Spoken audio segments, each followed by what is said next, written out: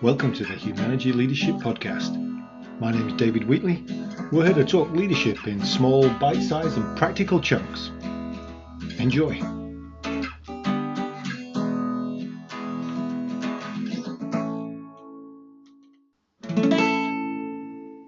This is another of our First Friday episodes. If you've not come across those yet, you can sign up for our First Friday sessions at humanergy.com. First Friday of every month of the year, apart from July and August, we do a free leadership work session at noon Eastern, usually just a little under an hour. And part of that is what we call compressed content, which is one of our direct service people, our coaches, presents about 15 minutes worth of information about something that's going on in our world that might be useful to you. This time it's Corey Fernandez who is going to talk to us a little bit about the idea of bringing some more empathy into the way that we listen and the way that we operate. So over to you, Corey. Thank you. And thank you all. It's a pleasure to have you here. We are grateful. What I realize is that every time we get to work with motivated and committed leaders who are also really committed learners like yourselves, it forces us to do a little digging. It forces us to be better learners as well. And so this topic's been a lot of fun to prep for. In fact, I think I started thinking about this back in July or August, believe it or not, just to try to start to get my wheels turning a little bit more around the importance of empathy in our world of leadership. And I think broadly, as we start to dig in, one of the things that stands out to me is that empathy really is this space where we can hear, where we can see, where we can feel where another person is coming from. Largely, I think that's just a really broad way to think about it. And when I was doing the prep, this quote came to mind around how listening and hearing and seeing people is really an act of generosity and a source of discovery. I came across this a number of years ago, and it continues to live in my brain. Listening is an act of generosity and a source of discovery. And when we partner with leaders, oftentimes in our coaching relationships, in our work, we often self-admittedly realize that we might not be as great a listeners as we think we are. We might not be as generous in our listening as we would hope to be. And I came across another kind of admission from a leader not too long ago. And they admitted that when this person was able to finally share and open up, and they were finally able to be generous as a listener with them, they realized that they prevented them from saying certain things for 18 years.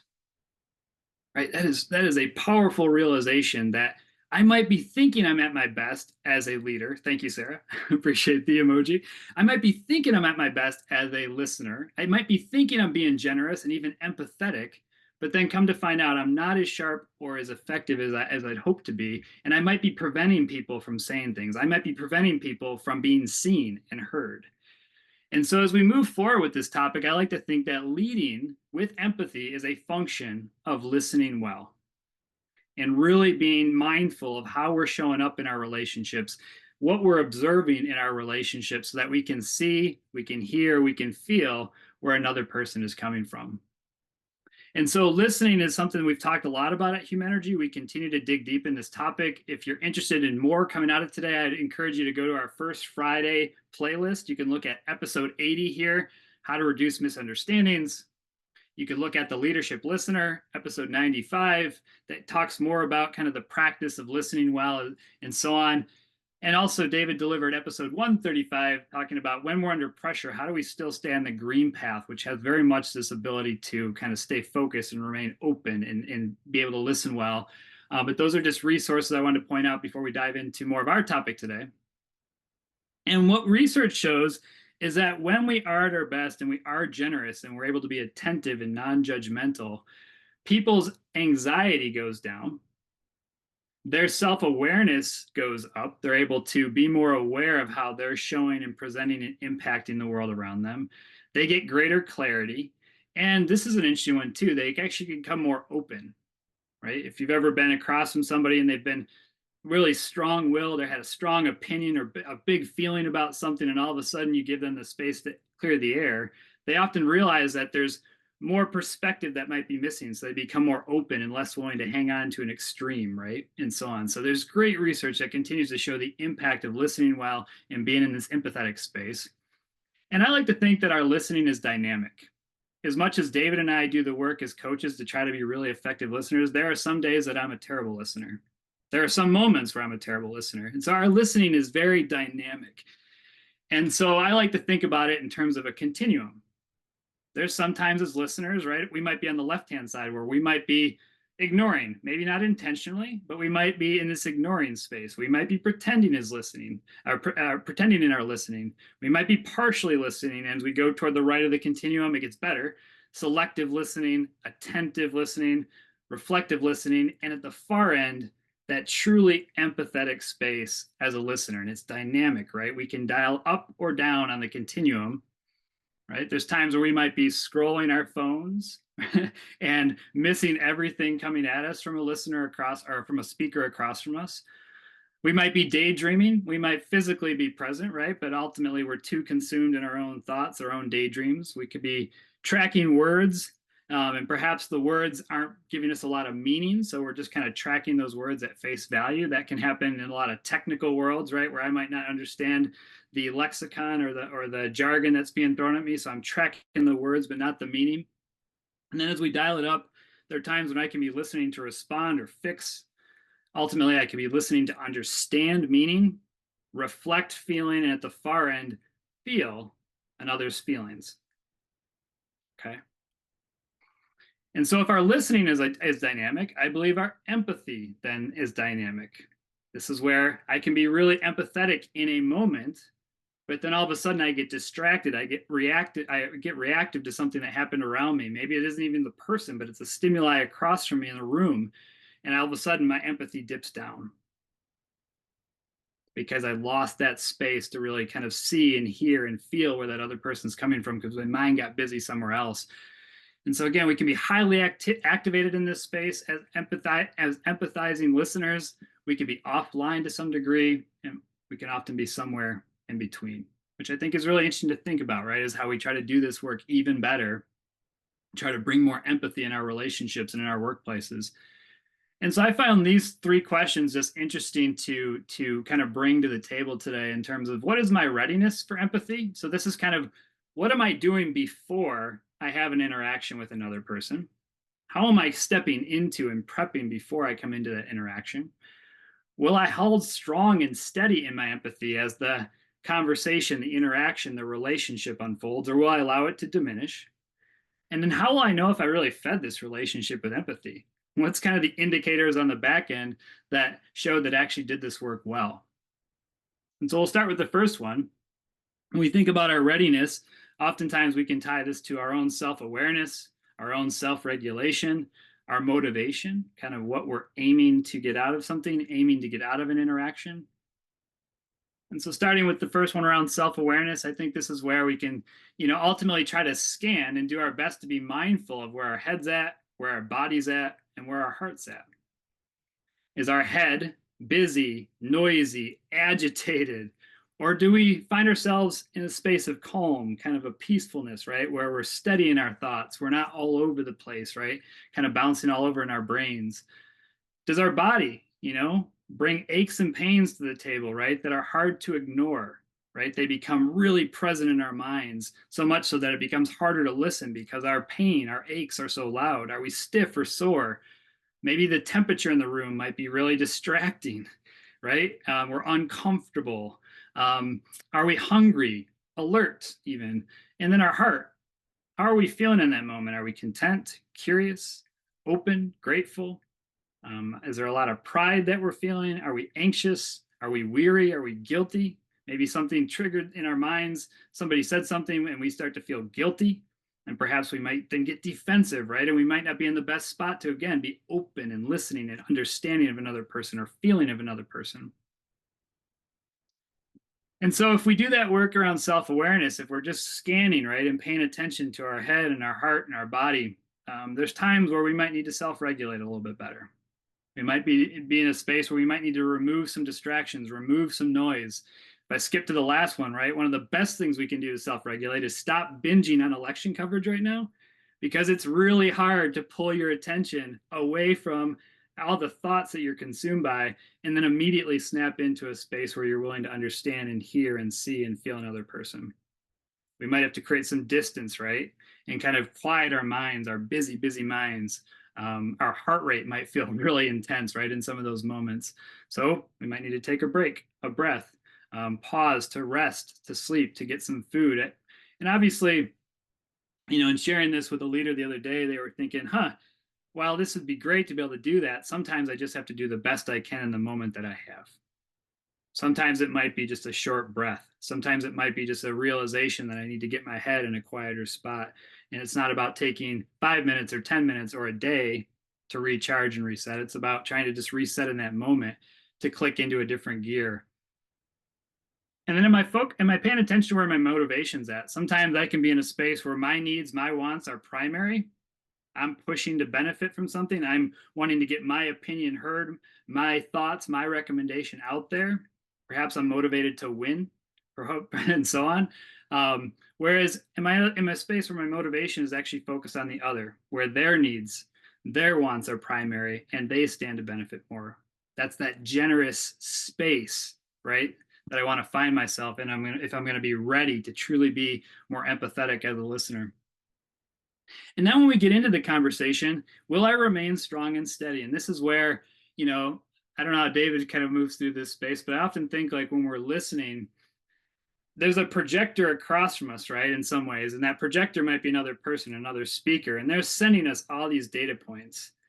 And that projection is coming our way, and we're collecting it through our eyes and our ears.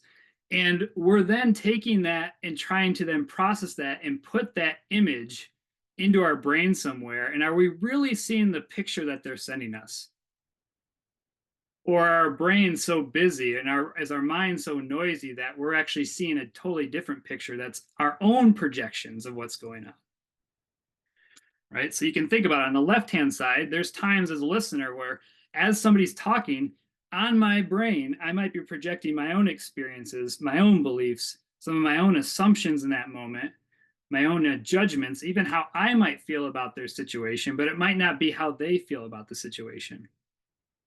And there are other times as a listener, I'm steady, I'm calm, I'm able to release some of that noise, I'm being generous, and I want to see, and I'm holding space for their truth, their realities, their pictures, their unknowns, right? What they're clear or not clear about, what they're truly feeling in that moment. And so that becomes a different place to play, right? When I'm in that noisy space or less than generous space, I can relate to that. My brain might be processing these things. I can relate to that. I can't see why this bugs them so much, right? I might be kind of a little bit judgmental there. They're in over their heads. This is how I do it, right? I'm ready to jump in and maybe fix in that moment. I bet they're really excited. I'd be excited if I were them. And when we're in that more generous space, our minds might be in a space where we're kind of kind of moving through and thinking, I'm really here to listen and learn. I want to be open to where they're at. I want to be open to their pictures, their reality. This appears to be bugging them. I sense some anxiety, some nervousness in their tone, some uneasiness. What might help them think about this differently, right? Again, that generous kind of quiet space. They figured it out, right? And so I think when we're trying to be strong and steady, right, we're trying to be patient, sitting across from somebody, remain open. We got our ears wide open. One of the best things we can do to try to quiet some of the noise down so we can truly see their pictures that they're presenting to us is to see it and make sure you're doing your very best to see their picture and not bring your picture into the fold, and work hard to summarize it. Time and time again, I feel like summarizing is one of the best hacks we can use as listeners, because when we make our job all about trying to summarize and not trying to fix or respond or relate, but to truly reflect and see and show back to another person what we're trying to understand, it quiets us down. It puts us in a much better position to stay strong and steady. I always think job number one is to listen. Job number two is to summarize. And don't even worry about trying to formulate a question. Don't even worry about trying to formulate a response in that moment. I got to get those first two right to be more effective at the others. Okay. And lastly, as we close out here, how will I know? Well, we should start by looking for clues. That's a really good place, right? I always think if I'm doing most of the talking, something's going wrong. I'm not being generous, right? If they're doing most of the talking and I'm doing most of the listening, I'm probably getting this interaction more where I want it to be. Am I conscious of being patient, right? Generous, open, and curious during that interaction? And do they appear as if they're being talked at or really seen and heard? I was working with a leader about a year and a half ago, and he recalls this feedback that he had from one of his peers, and it was a written piece of feedback that he later talked to her about. But she said, "You know, Steve, you need to watch out for the glaze."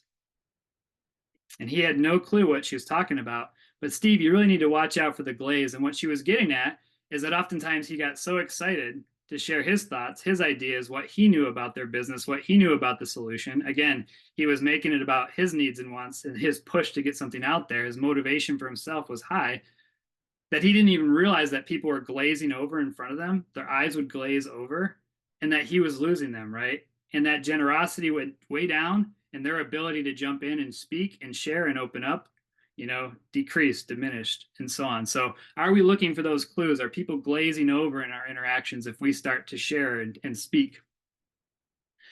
If we listen, sometimes we might hear on the back end too, "Thank you for hearing me out. This helped a lot. Your generosity helped a lot." Is often what's implied there. You seem to really understand where I'm coming from. You get me. You see me. I never realized I was having these thoughts, feelings until you replayed what you heard me saying. Thank you for being really active in that way, for giving me a chance to see my own thoughts and what I was processing. I appreciate having this space to think and really open up and explore. Again, there's a lot of generosity in how these comments might show up. This is some of the feedback that we might be getting real time. And then lastly, we can do a little scan afterward, a little debrief. Did I miss any opportunities? Did I use silence well? Was I talking too much? Did I summarize it all? Did I find myself curious so much so that I asked open-ended follow-up questions to get them to open up more, to share more, to dig deeper into their thought process, and so on? And then perhaps we can even ask the question, what's one thing I can do differently the next time to grow even more effective as a listener with you? So these are my thoughts around what's my readiness. These are some thoughts and thinking around how do you stay strong and sturdy, right? Making sure that that projection in our brains is truly about them and not about us, trying to quiet down some of that noise. And then also trying to think about how will I know that I'm doing this job well, to be effectively listening and drawing in my empathy for where this person's at, so that I can show care, I can build trust in my relationships, all those impacts you listed early in the time today. And then I have two closing thoughts here. Is if you're interested, I found this really cool the other day. I actually went to ChatGPT and I said, if you needed to become a truly empathetic and highly skilled listener in 3 months, what would you do? And it was incredible, like kind of the step-by-step set of guidelines that I think are often very useful and very practical for us if we really wanted to dig into this and be at our best to try to build this into our skill set, our everyday life, and so on. So that might just be something to explore further if you want to dig in outside of the videos that I mentioned earlier today. And then coming up next month for First Friday, we're going to dig into this idea of powerful questions. And so you can see how this leadership pyramid reflects some of the thinking today. Listening is such an anchoring part of our relationship. Our ability to summarize really well is such an important part of helping people feel seen and heard and so on, and showing where we're generous and empathetic. And then ultimately, how are we using powerful questions? What do those really look like is where we'll take our conversation next month. So I'd love to see y'all there. I'm going to wind this down and hand it back to David. And back to you. That was the Humanergy Leadership Podcast. My name's David Wheatley. For further information about Humanergy, go to humanergy.com or check out our latest book, What Great Teams Do Great, from all good bookstores. Have a good one. Stay healthy.